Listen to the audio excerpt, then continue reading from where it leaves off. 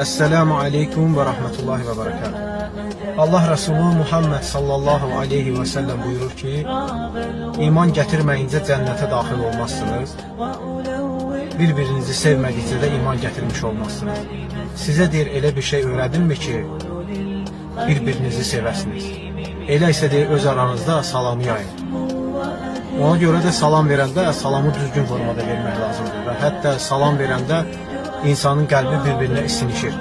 Salam verəndə qarşındakı insan səndən əmin olur ki, səndən ona heç bir ziyan gəlməyəcək. Yəni müsəlmanın xislətindəndir ki, bu belədir. Ona görə də biz salam verəndə Esselamu Aleyküm və Rahmetullahi və Berekatuhu deyirik. Allahın salamı, rəhməti və bərəkəti sənin üzərinə olsun. Sizin üzərinizə olsun. Ona göre de salam verəndə Allah Resulü buyurur ki, salamın karşılığı olarak da siz de eynisi ilə ona cavab verin. Və aleykum və salam və rahmetullahi və berekatuhu.